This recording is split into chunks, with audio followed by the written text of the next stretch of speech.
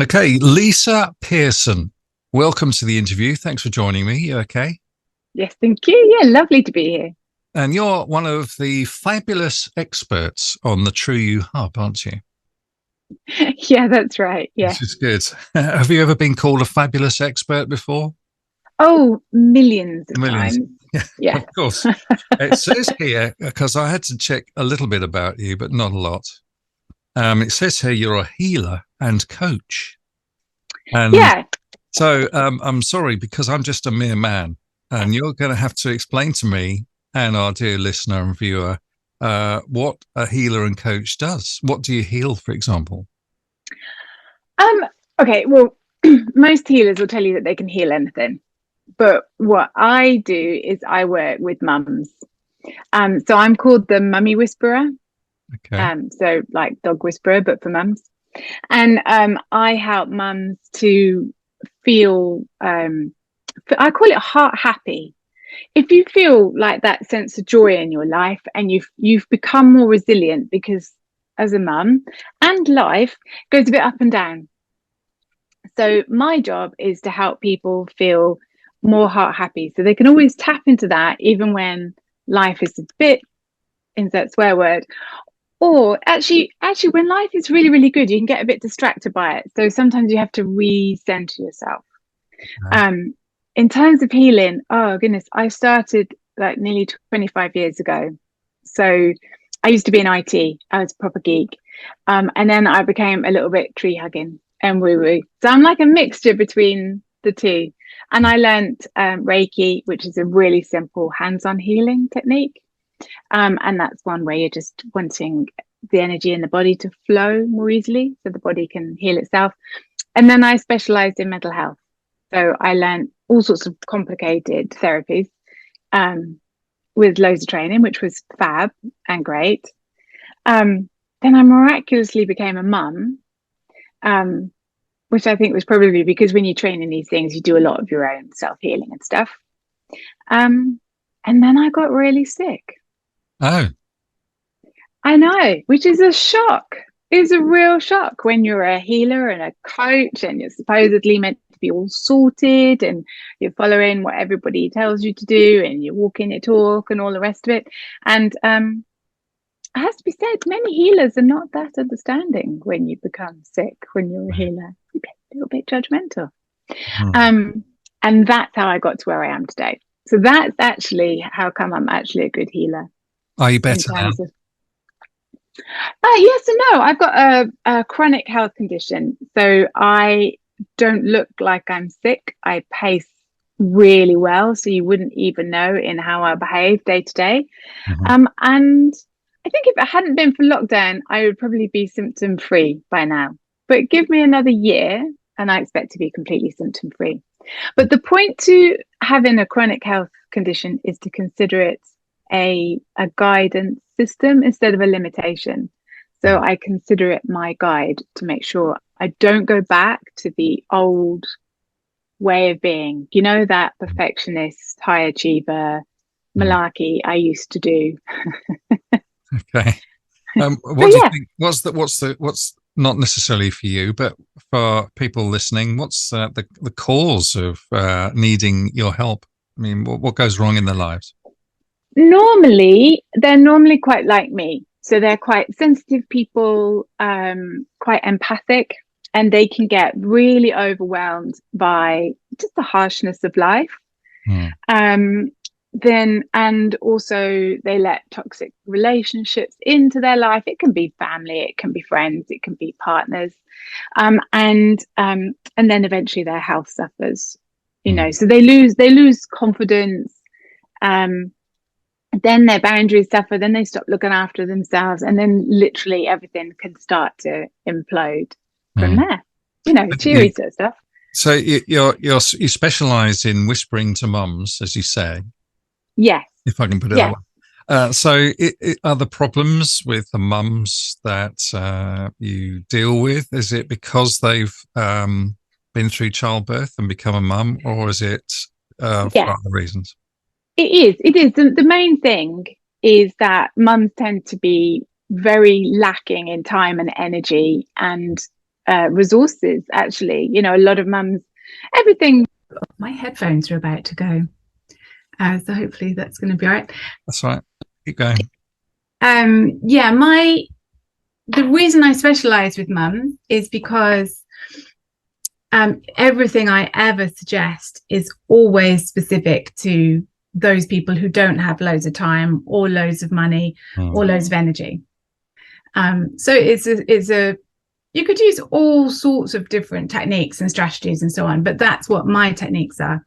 And the other thing is that the kind of mum I help, you know, they tend to be more sensitive.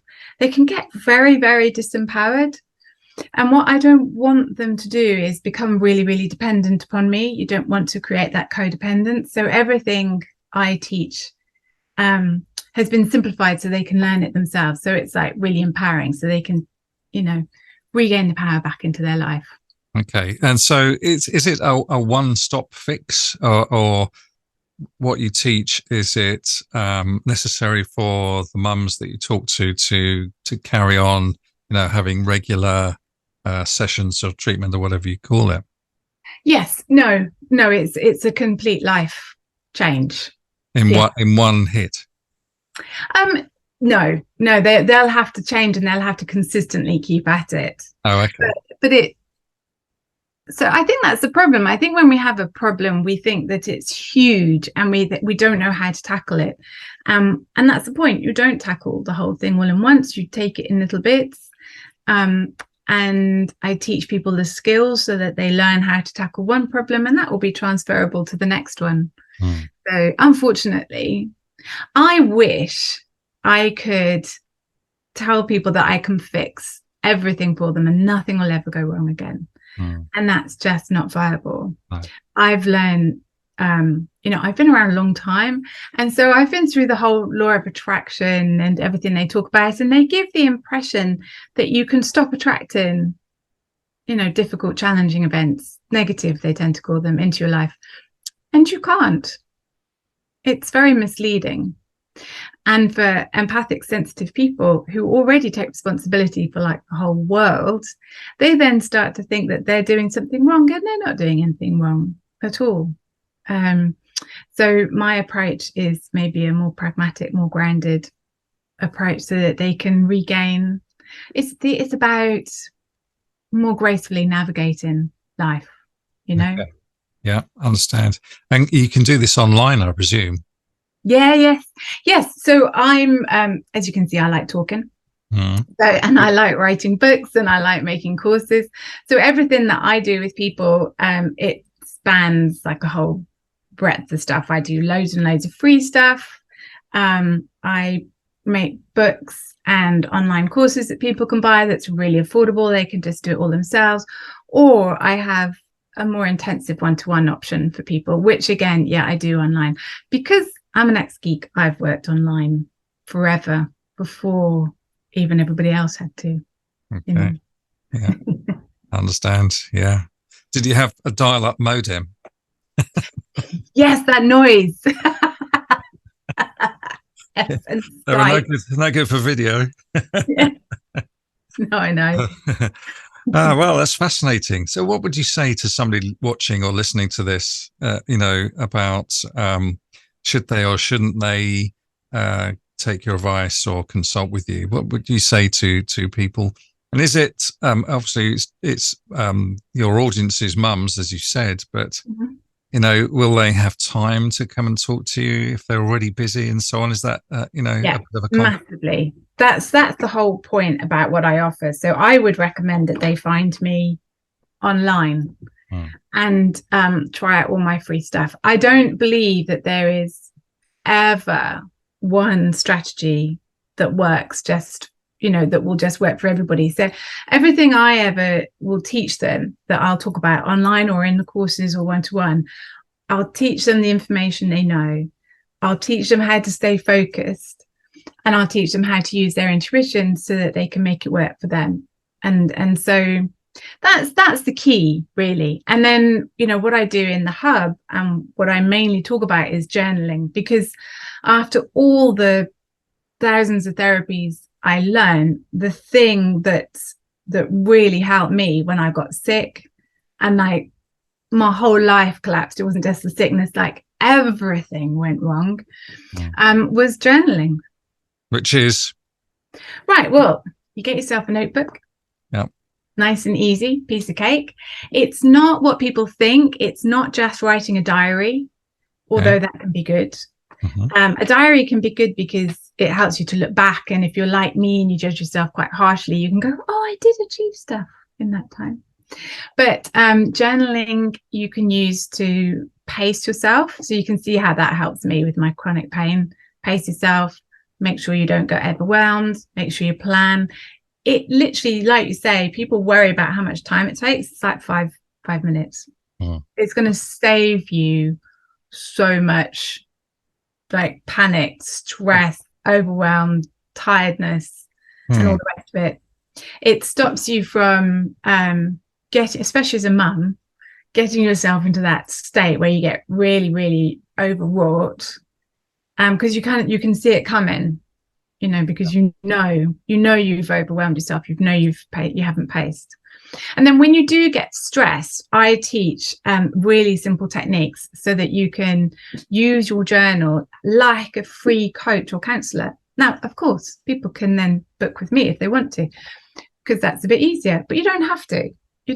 You can just use your journal and you can dump all the stuff out of your head into the journal once you kind of learn a few tips on how to do it. So it's a bit like a life manual then for your life and what's happening as well, and a planner. Yeah. Yes. Yeah, exactly. So I use it to manage my business. I use it to manage my health. I use it to manage being a single mum, you know, all of that stuff. And you can then use it to, like, when you get really upset, when something awful happens and you're really, really upset, you can use it to work through that as well. So that so you can come through and heal it. Is it better to have it as a book, a physical book in your hand, or could you use an online calendar? Because I use Apple Calendar or whatever it is, online and so on. You know, well, I have to because I'm busy, so I make lots of appointments, even if it's just going to the shops. Yes, but it's less of a diary journaling. It's less of a diary appointment scheduler. So in terms of appointment scheduling, like there's a free monthly one that I send out, and if I show you what September looks like, it does have a section for the calendar, but that's just so that you can go and go, oh, that week is really heavy duty. It's less of an appointment booker. So I would still have my online calendar because I'm also an Apple person. Some people, you can use it as well for like when you've had a problem and you're coming out of it and you want to create, you know, a new way of looking at things. So make your strategy or create your dream ideas as to what you want to do. You can also write. Now, some people prefer the active writing because it activates that creative side of your brain. But some people can get there with typing. Like when I write, I type. You know, when I'm writing my books, I type. But there is something slightly magical about a pen. I think one of the reasons journaling works is because, I mean, obviously I'm an ex-computer programmer. I have that logical side of me. I used to do project management and all the rest of it. But there are times when that side of the brain cannot find an answer because there isn't a logical answer. So you have to engage the more creative side of your brain to work out what on earth you're going to do. So it's very empowering. I still obviously I'm always there for one-to-ones with people and all the rest of it, but to be able to know that you can tackle most of your issues yourself, you can think through, you know, what you'd like to create in your life yourself, is really good for you. Really, really good for you. And then when it gets really tricky, that's when you call me. It must de-stress people a lot, you know. If it does to me, you know. I can see, you know, you do it a million times better than just my online calendar. But the only problem is I'm petrified it might suddenly disappear and get deleted. But you can back it up. But it must de-stress if you know where you stand and you've got not just appointments, as you say, but ideas and other stuff that you've described, planned and written down and organized, I suppose. Then it Yeah. you know where you are with your life that week or that month or whatever. I think knowing where you are is the key word. It's very grounding. Like I've just had the August holidays, and I have to say I'm a little bit behind, and I feel a little bit frazzled. Do you know what I mean? I'm not quite as grounded as I would normally be. Tomorrow will be all about me kind of coming back to center and doing all of that. So it's very grounding. Keeps you very focused when you want to achieve something. If you want to achieve a goal, I think that's one of the reasons why we use it so much in the Tree U Hub, is to help people just like stay on track. So it keeps you very focused. I think some people get really stressy because they have multiple journals. So yeah, they get really stressed because they have multiple journals and then they don't finish a journal. And if they're a bit OCD like me, they then have and then they get really stressed. So my advice is you put everything in one journal. Okay. So I've got so for anyone who's in my business membership, I have like a business journal that they download and they can just stick it in. Glue is always fun, a bit of glue. Yeah. And then I send out a free monthly one for everybody. And you just kind of stick it in and you know that that's already there. So you then kind of have that already. I'm hoping to create my own printable one that people can buy at some point. Okay, that sounds like a good idea. Yeah. Lisa, you are a very useful person. Useful. I'm sure you have lots of other positive things as well, but from what you've been talking to me about, it all makes perfect sense to me, which is amazing because I'm just a bloke.